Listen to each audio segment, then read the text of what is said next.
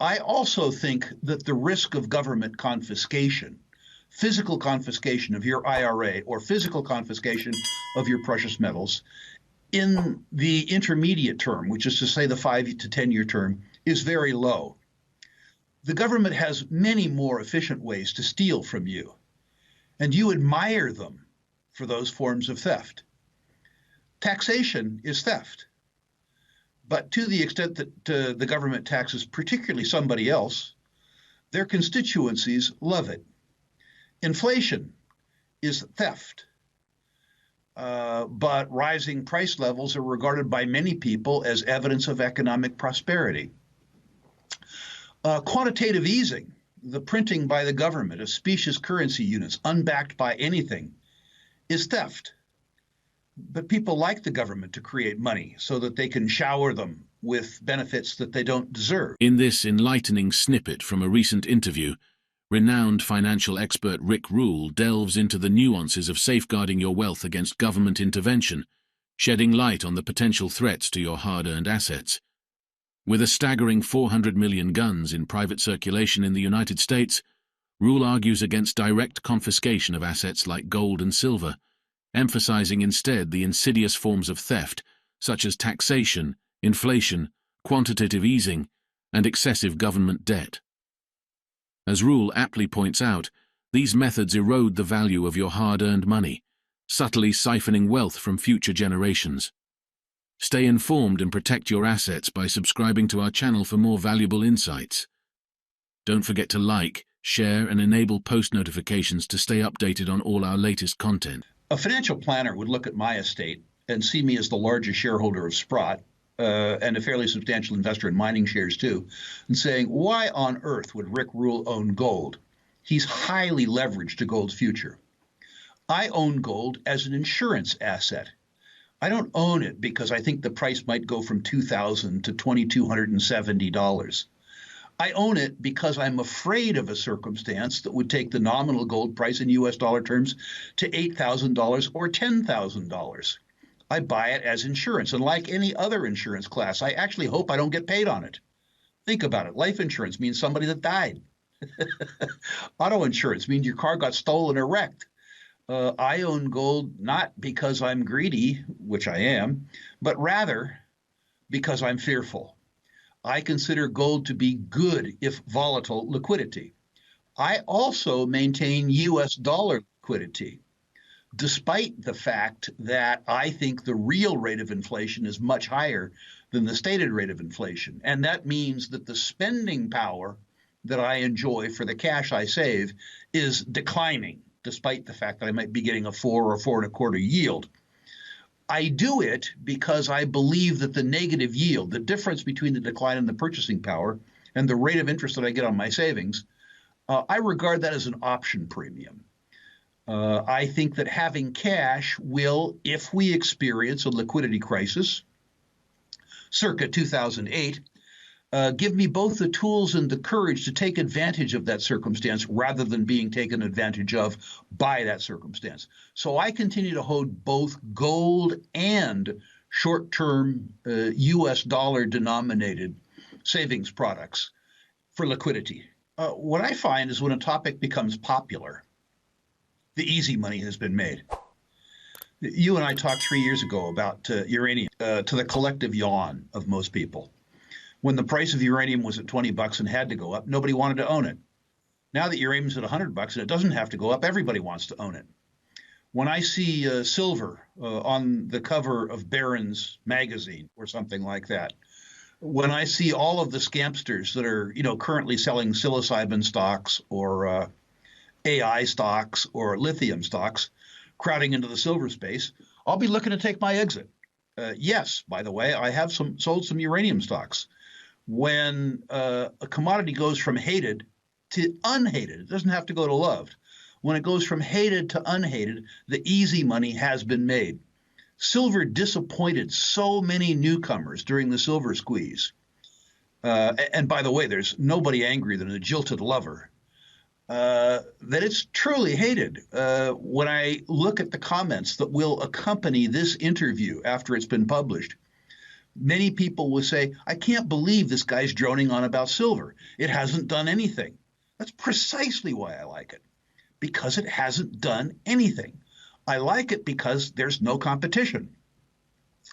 I want your viewers to look at me, look at my face. I'm a 71-year-old, bald, fat, aged male, and I can win the 100-yard dash if I'm the only guy that shows up to run. I love markets where I have no competition, and silver is a speculative market that's just that. And the silver stocks themselves are even more beat up, which is even better. They're a higher leveraged, more speculative, more alpha-oriented play, not for weaklings, not for people who don't have the courage of their convictions over a long weekend.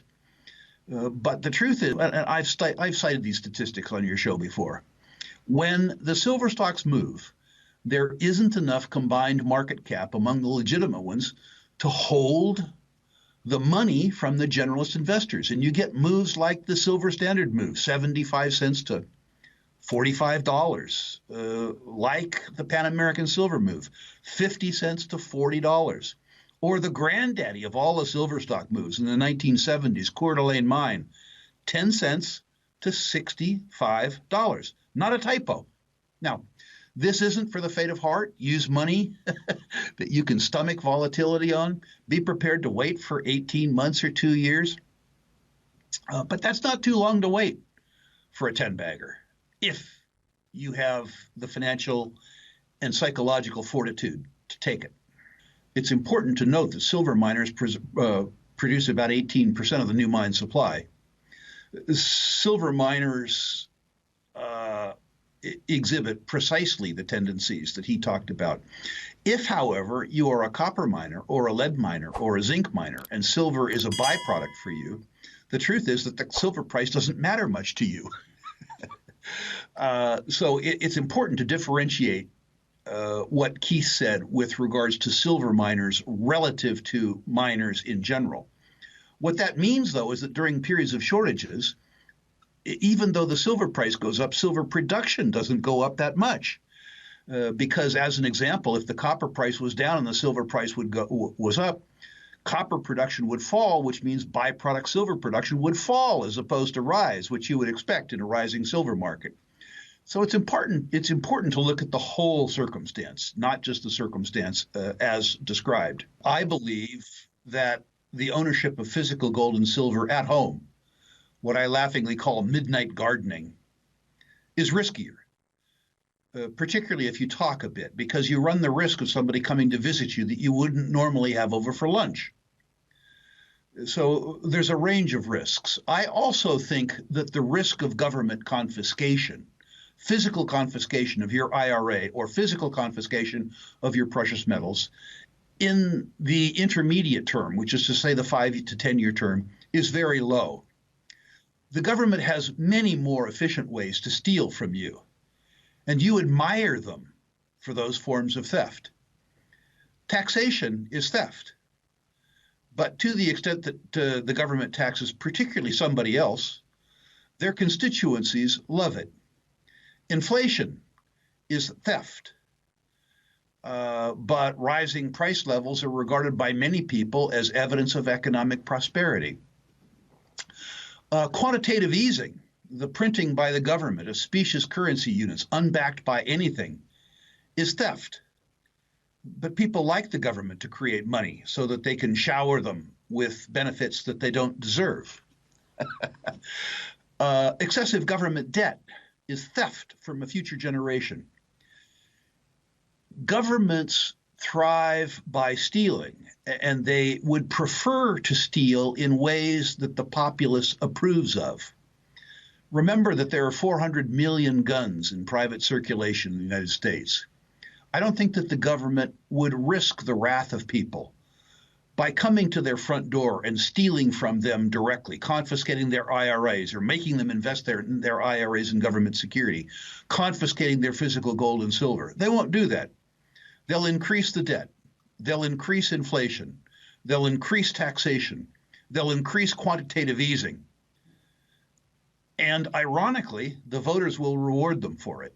Thank you for tuning in today. In this insightful discussion, Rick Rule sheds light on the significance of owning gold as an insurance asset and highlights the risks associated with government intervention in wealth protection. Remember, while direct confiscation of assets may seem unlikely, insidious forms of theft like taxation, inflation, and excessive government debt can erode the value of your hard-earned money. Stay informed and safeguard your assets wisely. If you found this content valuable, don't forget to subscribe to our channel, like this video, and share your thoughts in the comments below. Your feedback is greatly appreciated. Until next time, stay empowered and financially savvy.